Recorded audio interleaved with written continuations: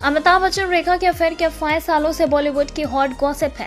भले ही दोनों में से किसी ने भी इसकी पुष्टि नहीं की है, लेकिन सिलसिला समेत कई फिल्मों में दोनों की ऑन स्क्रीन केमिस्ट्री ने सभी को हैरान कर दिया। अमिताभ शादीशुदा थे, फिर भी रेखा से उनके प्यार में पागल होने की खबरें थी।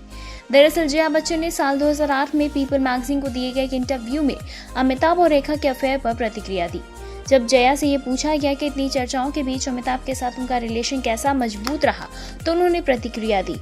जया बच्चन ने कहा, बस उन्हें अकेला छोड़कर आपको पूरे विश्वास का रखना चाहिए और पूरा विश्वास होना चाहिए। मैंने एक अच्छे आदमी और एक ऐसी फैमिली में शादी की जो कमिटमेंट्स में विश्वास करते हैं।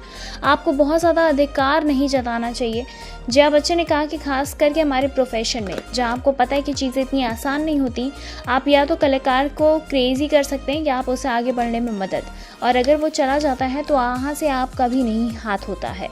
बताते चले, जया बच्चन ने आगे कहा कि वो किसी और की तरह ऐसी अफवाहों पर नकारात्मक या सकारात्मक दोनों पर प्रतिक्रिया देंगी। उन्होंने कहा कि हम इंसान हैं, हम रिएक्ट करते हैं। अगर आप नकारात्मकता पर प्रतिक्रिया करते हैं तो आप सकारात्मक पर भी रिएक्ट करते हैं। जया बच्चन ने आगे कहा, हर पल आपको हिंट्स मिलते और दिखावटी लोग मिलते हैं और ऐसी घटनाएं होती हैं जो आपको आगे बढ़ने में मदद करता है। एक इंसान कमज़ोर पलों और समय में किसी भी तरह से बह जाता है, और अगर आप दुखी होते हैं तो और दुखी, और अगर आप खुश होते हैं तो लोग आपको और खुश करते हैं। अमिताभ बच्चन और रेखा के रिलेशनशिप की रूमर्स में कोई सच्चाई है या नहीं, इस पर प्रतिक्रिया देते हुए जया बच्चन ने कहा कि अगर कोई सच्चाई होती तो वो कहीं और होते, ना कि मेरे पास। लोगों ने उन्हें स्क्रीन पर एक जोड़ी के रूप में पसंद किया और ये ठीक है। जया बच्चन ने कहा कि मीडिया में उन्हें उनके हर हीरोइन के साथ जोड़ने की कोशिश की।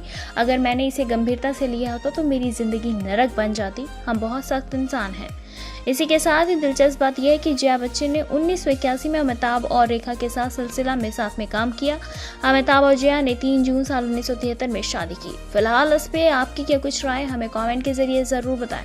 ऐसी तमाम और लेटेस्ट खबरों को जानने के लिए जुड़े रहें हमारे साथ और देखते रहें नेक्स्ट ऑन लाइव।